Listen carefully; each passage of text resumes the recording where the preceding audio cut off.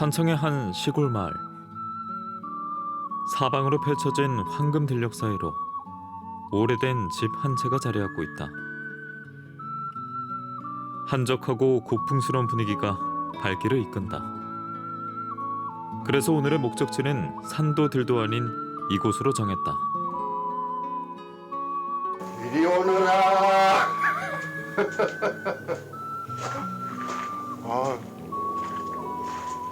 마당에 들어서자마자 가장 먼저 시선을 빼앗긴 건 다름 아닌 기와지붕. 올록볼록한 기와장 사이로 꼿꼿이 고개를 올린 약초가 있다. 많이도 자라고 있네. 예쁘게 꽃대를 올리고 씨앗을 맺고 번식 준비에 바쁩니다. 아주 어린 것들도 있고.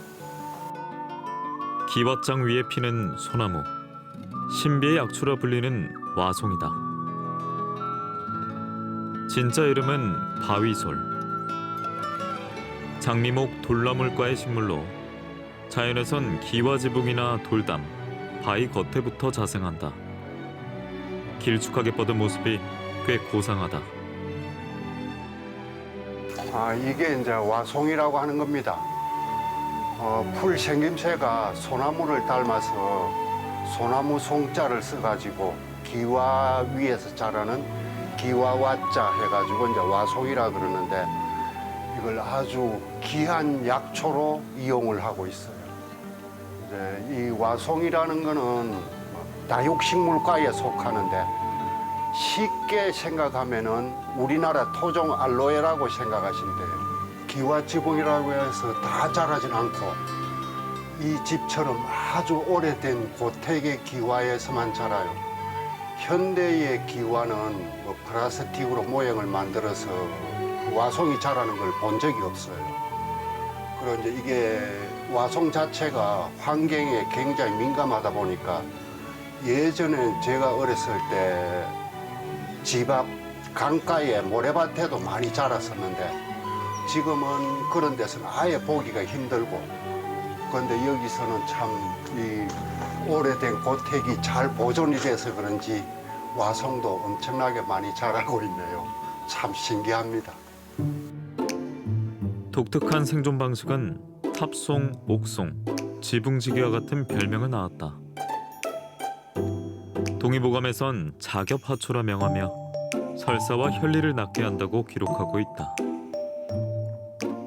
또한 식용, 약용뿐 아니라 관상용으로도 그 가치가 뛰어나다. 국내에 자생하는 와송의 종류는 대략 7, 8가지. 이 중 식용이 가능한 품종은 바위솔을 포함해 단 3가지다. 때문에 확실한 구분이 어려울 경우 반드시 섭취에 주의해야 한다. 정말 오랜만에 봅니다. 기와에서 자라는 거는. 얘가 단연생인가요? 이제 실제로 알려지기는 이게 씨앗을 번식하고 말라버리면은 뿌리도 말라 죽는 걸로 알고 있는데, 그런데 간혹 가다 보면은 뿌리가 이제 실하고 튼튼한 것들은 뿌리만 흙 속에 있다가 봄에 다시 새싹을 올리는 경우도 있어요. 그런데 이제 알려지기는 이게 이제 단연생이 아니고 일년생으로 그렇게 알려져 있습니다. 다육식물의 가장 큰 특징은 습기에 약하고 건조에 강하다는 것. 와송 또한 마찬가지다. 많은 양의 수분을 머금고 있어 직사광선이 내리쬐는 기와나 바위에서도 곧잘 자란다.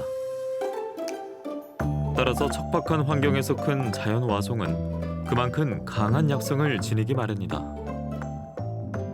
생와송 속에는 와송 에탄올이라는 성분이 있는데, 그거는 암세포를 직접적으로 공격하는 걸로 검사 결과, 연구 결과 밝혀졌고, 이게 알로에처럼 매끌매끌하니까 화장품을 만들어서 써도 아주 효과가 좋은 걸로 밝혀졌고, 세포를 재생시키고 활성화시키는 그런 효능이 있어가지고 항노화 효과가 아주 강한 걸로 그렇게 알려진 약초입니다.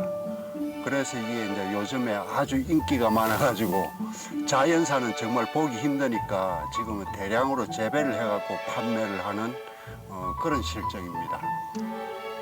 저도 이렇게 기와 위에서 자생하는 걸 본 게 한 몇십 년 된 것 같아요. 자, 이것도 이제 이렇게 꽃대가 올라왔을 때가 약성이 제일 강합니다. 요때 이제 채취를 하는데 뿌리는 혹시 또 내년에 싹을 틔울지 모르니까 뽑아버리지 말고 이렇게 꽃대만 잘라서 약으로 이용을 하면 되고, 또 이게 이제 꽃대가 올라왔을 때 약성이 제일 강하다 보니까 그 시기에 다 채취를 해버리면은 종자 번식을 못해서 멸종을 해버려요. 그러니까 이제 다 꺾지 마시고 아주 조그마한 개체 그런 거는 씨앗 번식하게 남겨두고 좀 이렇게 큰 것들만 채취를 하는 게 좋습니다. 딱 알맞은 크기다. 먹을 만큼만 채취한 와송은 흐르는 물에 두어 번 씻어낸다. 가까이에서 본 모습은 더욱 인상적이다. 잎자루가 없이 빽빽하게 붙어 자라며 잎이 가늘고 끝이 뾰족한 모양. 개성 넘치는 생김새와 달리 먹는 방법은 비교적 단순하다. 이 와송은 이제 먹는 방법이 여러 가지인데 제일 간단하게 먹을 수 있는 방법이 이 와송이 약간 새콤한 맛이 나니까 요구르트나 우유에 갈아서 와송 주스를 만들어서 먹는 방법이 제일 간단한 방법이에요. 맛은 시고 쓰며 독이 없으나 서늘한 성질을 띠는 편으로 몸이 찬 체질의 경우 잦은 복용은 삼가는 게 좋다. 레몬이나 오렌지 또 바나나 그런 것들과 같이 갈아서 소스를 만든 다음에 파스타 면을 삶아서 거기에 부어서 버무려서 먹는 그런 방법도 있고, 또 뭐 이걸 갖다가 튀김가루를 묻혀가지고 튀김을 해 먹는다든가 그렇게 여러 가지 방법이 있을 수가 있습니다.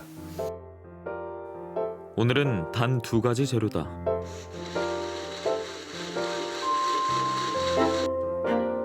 식이섬유가 풍부한 와송과 유산균이 함유된 요구르트의 만남. 순식간에 건강 주스 한 잔 완성이다. 시고 쓴 와송의 맛을 적절히 잡아줄 뿐만 아니라 장 운동을 활발하게 하여 간편하면서도 건강한 궁합을 자랑한다. 새콤달콤하고 독특한 향이 나요. 근데 이 향을 무슨 향이라고 설명을 못 하겠네.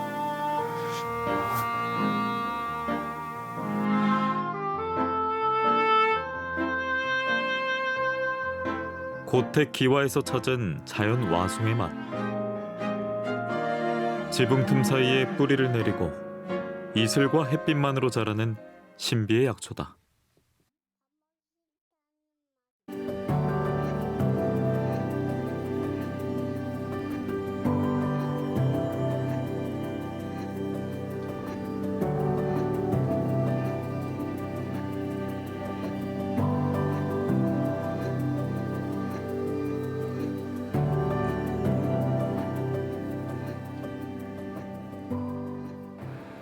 날이 제법 쌀쌀해졌습니다.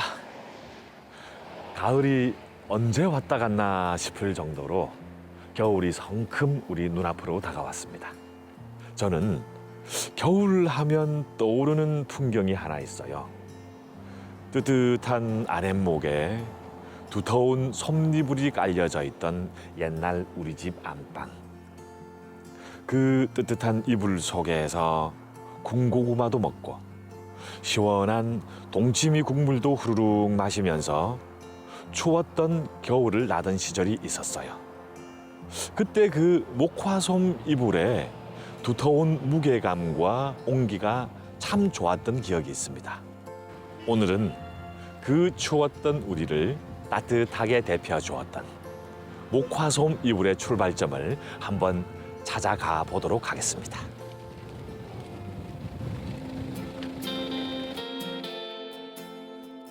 요즘엔 참 보기 어려워진 녀석입니다. 뽀송뽀송 하얀 목화밭이 드리운 이곳. 산청 배양마을에 자리한 목면 시배유지입니다. 선생님 안녕하세요. 아이고, 예. 어서 오십시오. 예, 반갑습니다. 예, 본인 소개 좀 부탁드릴게요. 예. 네. 저는 산청군 문화관광해설사 이산이라고 합니다. 예, 반갑습니다. 반갑습니다.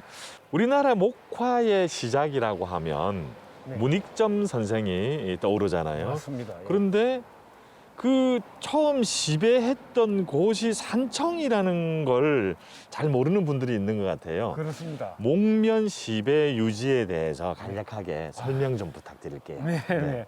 이제 문익점 선생님께서 그 목화씨를 가져오실 때 중국을 왕래하면서 목화를 봤습니다. 근데 아무도 목화씨를 가져온 사람이 없지 않습니까? 네, 네, 네. 그게 뭐냐면 중국에서 그때 당시에 이 목화가 네. 사실 요즘 같으면 아주 핵심적인 물품이었어요. 겨울에는 천과 천 사이에 이제 두툼하게 솜을 많이 넣어서 누벼서 입으면 요즘 같은 오리수 타가하고 같은 솜옷이 되겠죠. 문익점 선생님의 직책이 서장관이었습니다. 요즘 말하면 외교 문서 기록 담당자. 아하. 서장관이 되다 보니까 붓을 많이 가지고 계셨는데 그 붓대롱 속에 열알의 씨앗을 넣어서 무사히 가지고 오셔서 바로 이 고향에 있는 밭인 자기 이 자리에 처음으로 파종을 하시게 된 거죠. 목화를 처음 시배, 처음 여기다 심어서 재배를 한 장소, 네. 터, 이런 뜻이죠. 예. 입구로 들어서면 맨 먼저 문익점 선생의 공을 기리는 사무당 유허비와 면화 시배 사적비가 나란히 자리하고 있는데요.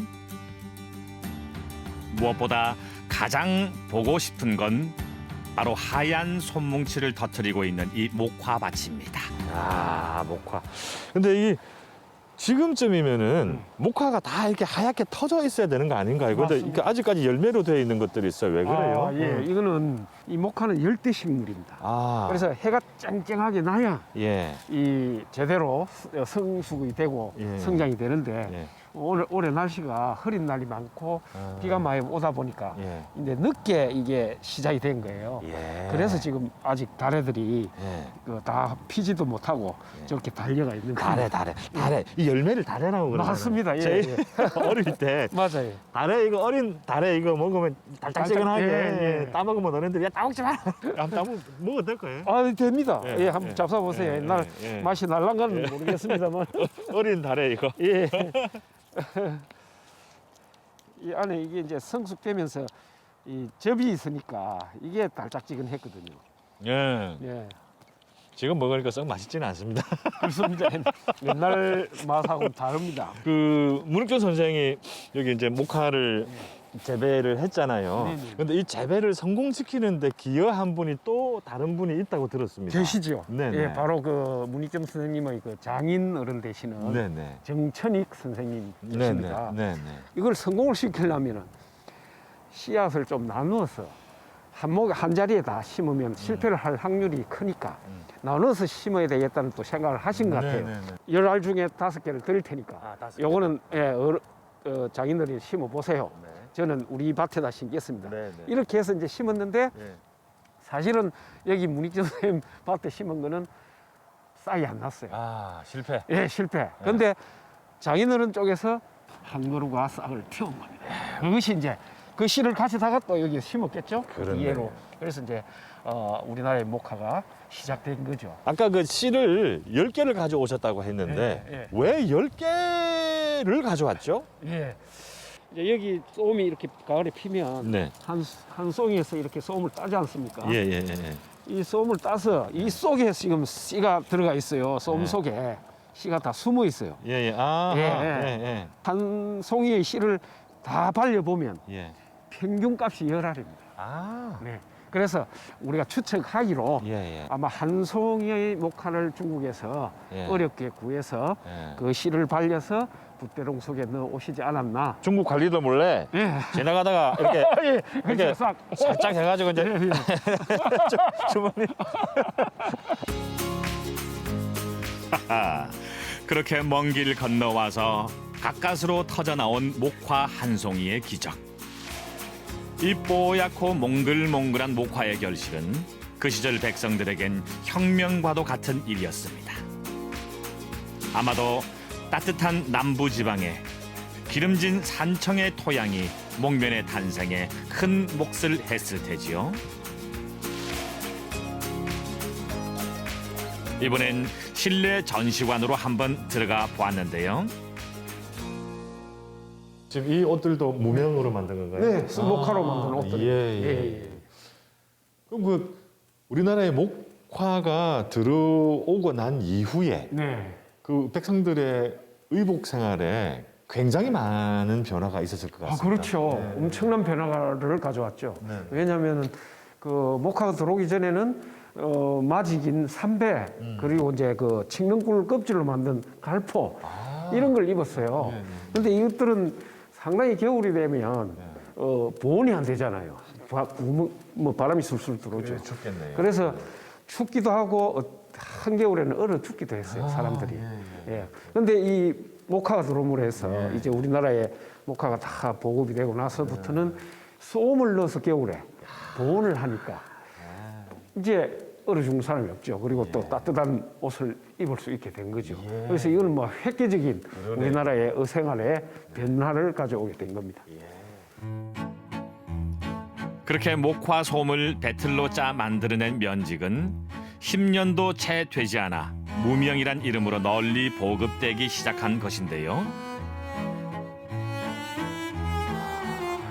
이제 이 과정이 이제 실을 뽑아내는 실을 과정이. 뽑고 예. 이제 배를 짜는 과정들이 이제 여기에 딱 한눈을 볼 수 있어요. 씨앗이 예, 씨를 씨를 뺀다. 축처럼 예, 예, 예. 활. 아. 하는 거, 그다음에 꽃이 만드는 거. 그 어렸을 때 우리 집에는 네. 목화를 생산해 가지고 네. 그 이런 과정을 거치지는 않았어요. 그냥 어디 부모님께서 어디 공장에 납품하셨던 것 같아요. 그냥 예. 아 이래가지고 뽑은 예. 실을 이렇게 야. 마당에서 이제 네. 하는 작업인데 좀 축소를 해놓은 거죠. 그래서 무명날기라고 이제 실들을 여러 가닥을 합산을 합니다. 저기 이제 물레에서 나온 그 실패 강ging 실을 여러 가닥을 합산을 해서 이렇게 이 노동 강도가 보통 어마어마했겠네요. 모든 예. 게 손으로 돼야 되니까. 목화가 등장을 하면서 네. 나라에서도 굉장히 환영했을 것 같거든요. 그렇죠. 그 당시 왕의 반응은 어떠했나요? 예. 이제 이 목화가 고려 시대에는 크게 아직까지 네. 그 점차 번지는 그런 보급하는 시기였고 본격적으로는 조선에 들어오면서 이제 이 목화가 전 백성들이 옷을 입게 됩니다. 예. 세종 임금대에 오면은 이제 거의 그 무명옷이 보편화되면서 예. 이 동절기에 그 삼배 옷을 입고 그 활동을 못 하잖아요, 추워서. 근데 이 무명옷을 입고 나서부터는 동절기에도 생산 활동이 가능한 거예요. 그러니까 이제 나라의 경제가 점점 좀 나사짓겠죠, 형편이. 그래서 이제 그 배설을 갖다가 대강북, 숙록대부, 어정부, 영의정에 추정을 하시고 세종 임금은 면화 북방 정책을 쓰셨어요. 그리고 이 면포가 일본에서 상당한 인기를 얻었어요. 그래서 우리나라는 또 그 면포를 팔은 무역을 한 그 돈으로 나라를 지탱을 한 겁니다. 일본과의 대외 그 무역에서 이 면포는 아주 중요한 위치에 당시에 놓여 있었습니다. 이 작은 씨앗의 힘은 대단했습니다. 무명천은 화폐를 대신해 사용될 만큼 큰 경제적 가치를 지니기 시작했고 순수와 청결을 뜻하는 하얀 무명옷은 우리 민족의 자존심, 즉 백이 민족을 상징하는 바탕이 되었다지요. 그런데 여기서 끝이 아닙니다. 그 목화로 면포만 만든 게 아니라고 들었습니다. 또 다른 쓰임이 어떤 게 있는지 좀 설명 좀 부탁드릴게요. 그러니까 이제 그 생활을 주로 했고, 예, 배를 만들어서. 그 면포가요, 아주 그 또 중요한 역할을 했어요. 왜냐하면 배의 이 면포에다가 송진을 발라서 돛을 만드니까 이건 바닷물에 엄청 강하거든요. 튼튼하죠. 또 바람을 잘 막아주니까 배의 속도가 상당히 빨라지게 됩니다. 그 신은 이제 그 표면이 기름으로 되어 있거든요. 그 기름을 짜서 맨실류라는 것을 만들었죠. 나중에 식용으로 먹기도 하죠. 근데 지금은 이제 목화를 우리나라에 많이 재배를 안 하니까 맨실류가 생산이 안 돼요. 근데 참치 캔 아시죠? 참치 캔을 따시면은 기름이 보이죠? 그게 바로 식물성 맨실류를 주입을 해놓은 겁니다. 이제 우리 생활에 잡이 잡으면서 집집마다 이제 배틀을 놔놓고 배를 짜야 되지 않습니까? 이게 점점 규모가 커지면서 가내수공업, 그다음에 중소기업, 그다음 대기업으로 가는 그런 초기 단계의 어떤 우리 기업의 발달사에도 큰 역할을 한 것으로 그렇게 연구가 되고 있습니다. 온 백성의 생활을 바꾸어 놓은 목화의 신화. 그 출발지가 되었던 문익점 선생의 공은 부민각이라는 7칸의 집으로도 남아 있는데요. 백성을 부유하게 한 집이다. 예, 그 세종 임금께서 이 목화가 들어와가지고 백성들의 삶이 나아졌다는 겁니다. 거기서 부민후라는 자기를 또 추수를 합니다. 예, 그 자기를 추수하는 것을 기념해서 지은 집이 바로 부민각입니다. 애민 정신이 뛰어났던 선생은 효심 또한 남다르기로 유명했답니다. 때는 어머니를 여의고 심요를 하던 중 외적이 들이닥친 날이었답니다. 온 마을 사람들이 혼비백산 떠났지만 끝까지 운막을 지키며 곡을 하는 문익점 선생의 효심에 외적도 감동을 받아 그냥 지나쳐갔다지요. 이 이야기는 고려말 우왕이 문익점 선생의 호를 따 세운 비석 사무당 효자비를 통해 지금까지도 전해져 내려오고 있답니다.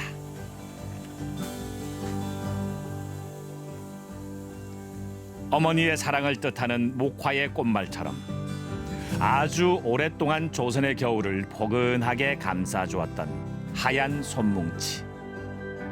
하지만 그 티 없이 맑던 명성에도 잿빛 그늘이 들이우기 시작했습니다. 바로 직물 산업이 사양길에 접어들게 된 겁니다. 근데 요즘은 목화밭을 보기가 굉장히 힘들어졌어요. 그렇습니다. 언제부터 이 목화밭이 사라지게 된 거죠? 예, 화학섬유가 들어옴으로 해서 이제 이 목화가 점점 사양길에 접어들게 됩니다. 네, 지금은 거의 없어졌죠. 예, 예. 예. 그런데 이제 저희 산청군에서는 예, 예. 문익점 선생님께서 처음 목화를 심으신 이곳을 예, 예. 앞으로 후손들에게 더 계승해야 되고 보존하기 위해서 계속 지금 목화를 심고 있고 재배를 하고 있고 또 이 목화와 관련된 여러 가지 행사들을 체험이나 이런 행사들을 기획하고 실시를 하고 있습니다. 찾아오시는 분들한테 네. 당부의 말씀 있으면 좀 부탁드리겠습니다. 예. 이제 목화를 또 잘 모르는 세대들도 많습니다. 네. 직접 설명도 듣고 보고 전시관을 보므로 해서 우리나라의 옛날 어류 변천사와 또 문익점 선생님의 애민정신을 다시 한번 새겨볼 수 있는 아주 소중한 장소라고 저는 생각합니다. 오늘 문익점 선생을 통해서 저는 애민 정신에 대해서 깊이 한번 새기게 되었고 더불어 살아가는 것이 무엇인지 다시 한번 고민하게 되었습니다. 너무 감사한 시간이었습니다. 아유, 고맙습니다. 아닙니다. 감사합니다. 네. 네. 작은 목화씨가 쏘아올린 위대하고도 따뜻한 변화. 올겨울엔 장롱 구석에 잊고 있었던 목화솜 이불 한 채를 꺼내 묵은 먼지 탈탈 털어내보는 건 어떠실까요?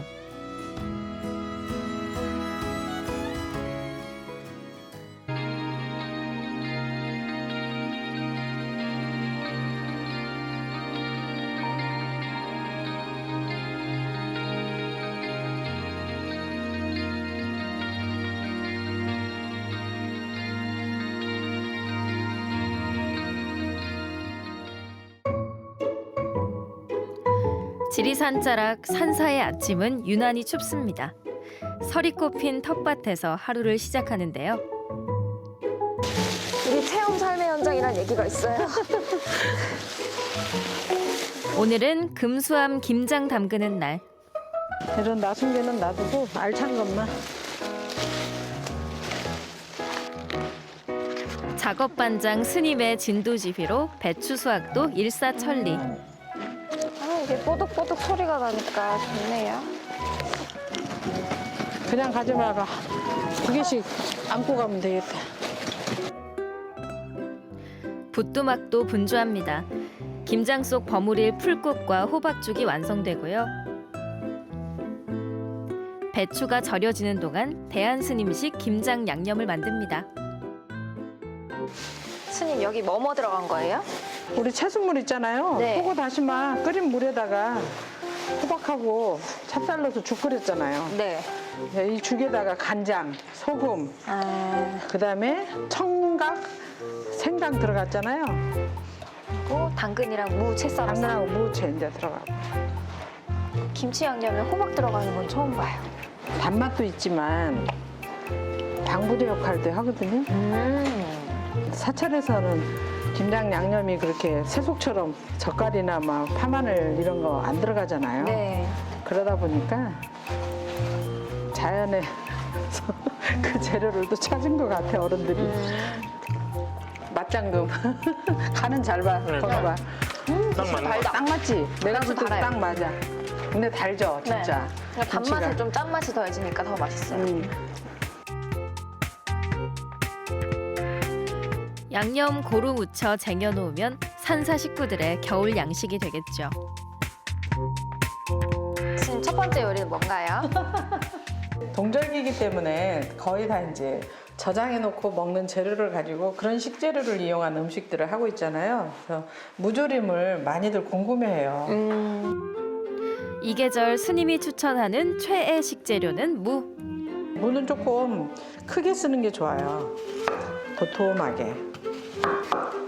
초록색 부분도 쓰는 거예요? 예, 이거는 이제 껍질이 깨끗하니까 벗기지 마시고 그냥 이대로 조리셔도 돼요.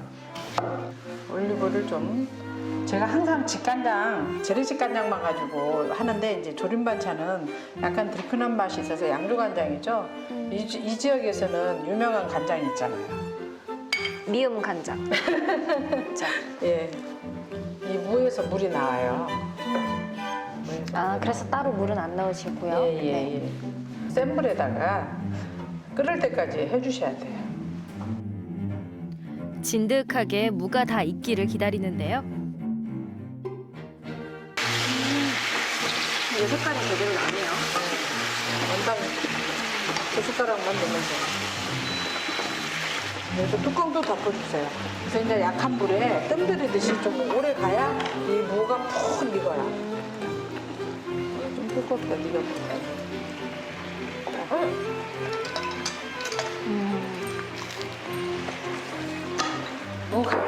너무 양갱 같지 않아? 네. 선생님, 왜 원당을 넣으시는지 알 것 같아요. 그러니까 설탕이 들어갔을 때랑 전혀 달라요. 그렇죠. 슬로우 푸드 무조림의 건강한 단맛이 좋습니다. 가을에 수확한 은행과 마는 약보다 낫다는데요. 환절기에 은행을 먹으면 이렇게 감기도 잘 안 걸리고 네. 그냥 비염이나 천식기 있는 분들에게도 은행이 좋은데 독성이 강해서 못 먹는다고 그렇게 알고 계세요. 근데 익은 건 전혀 괜찮아요. 날 것도 7알까지는 괜찮거든요.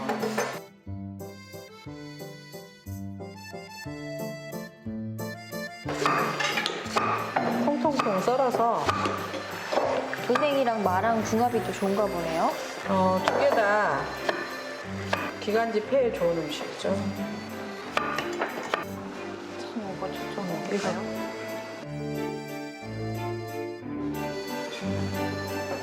죽 끓일 때 물은 6배 정도 넣으라고 하셨잖아요. 네, 그런데 이 환자들은 그 정도로 묽게 드시면 좋고 저희는 한 5배에서 5.5배 그 정도 하면 되죠.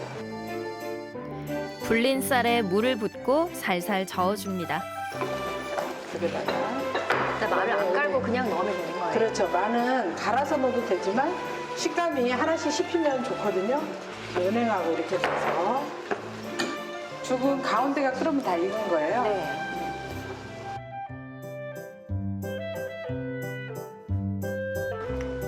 아, 은행 색깔 너무 예쁘다. 죽은 환자만 먹는다는 생각 있잖아요. 근데 이렇게 아삭아삭 씹히면서 밥알도 좀 살아있고. 따뜻한 죽 한 그릇으로 감기 걱정 끝. 무청을 말린 시래기는 만능 식재료죠. 시래기찌개 좋아하죠? 네. 겨울엔 시래기만한 게 없잖아요, 또. 아, 그래요? 이게 또 너무 길면 먹기에 사나우니까. 그다음에 유부가 좀 들어가요. 네. 유부가 들어가면 식감이 좀 더 좋아질 것 같죠. 채소물을 조금 넣고요. 네. 얘는 들기름이에요. 된장하고 치대야 돼.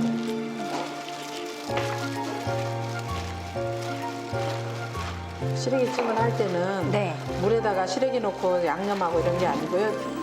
된장국 같이 하는 게 아니라 이렇게 발금 치대가지고 시래기에 간이 배이게 해서 끓이면 좋습니다. 전분은 채소물에다가 개어 놓으세요. 전분은 어떤 역할을 하는 거예요? 찜이니까 걸쭉하게 해주죠. 조물조물 무쳐낸 스님의 손맛이 기대됩니다. 스님 요즘 저한테 예.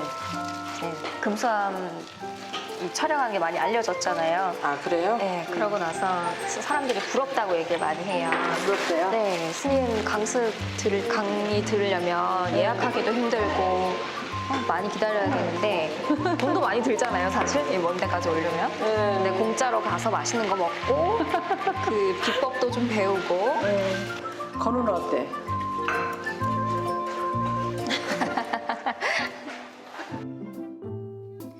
이심전심, 대답이 필요 없는 물음이란 뜻이겠죠. 좀 이제 뚜껑 닫아서 쪄줘야 돼요.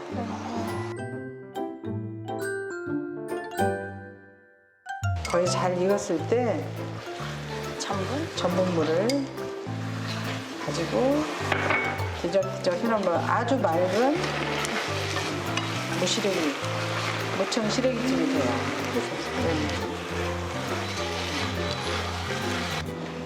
아까 무슨 갖고 왔는데. 뻑뻑할 줄 알았는데 생각보다 수분도 많고 수분이 많네요. 먹기 좋은 것 같아요. 밥 먹을 때 그 반찬 있으면 좋겠지. 네네. 들기름과 된장이 시래기 향을 살립니다. 쌈으로 먹는 다시마를 별미로도 즐긴다네요. 스님 다시마로도 전을 해 먹어요?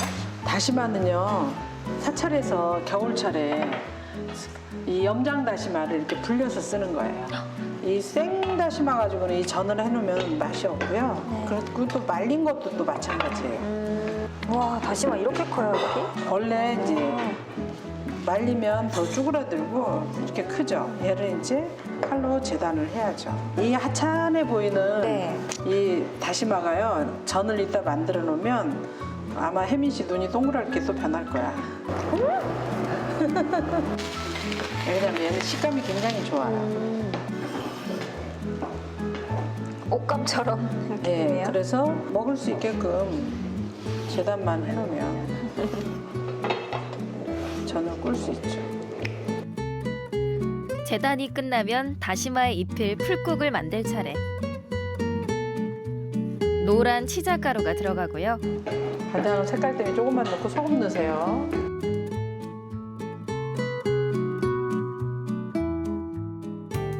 이렇게 앞뒤로 풀국을 묻혀야 돼요.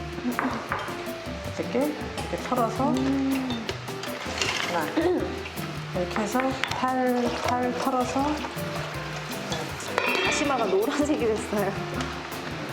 치즈가루 넣으니까 무슨 치즈 같기도 하고요. 느끼한 맛을 좀 잡아줘요, 치자가. 그래서 찌짐할 때 옛날부터 어른들이 여기 치자가루를 넣어서 하거든요. 자, 우리 혜민 씨를 네.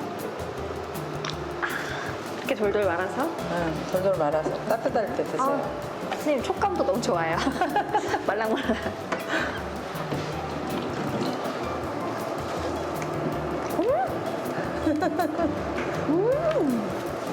뭐지?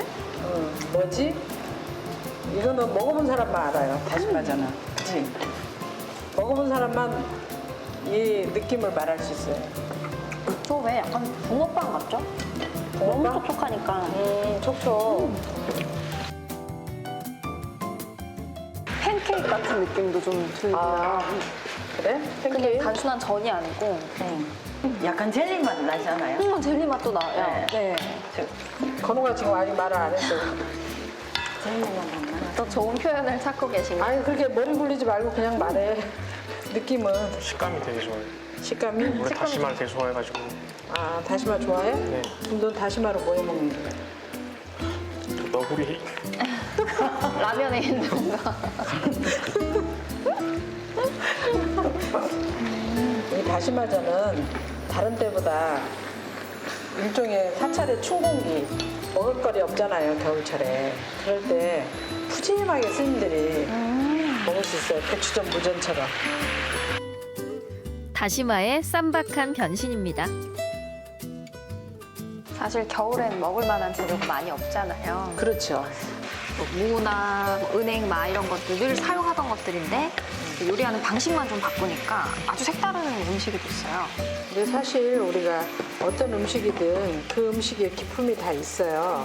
그것을 잘 찾아서 음식에다가 잘 입히면 모든 음식이 귀하지 않은 게 없죠. 오늘도 음식으로 삶의 지혜를 배웁니다. 저는 아까 맛있었던 전부터.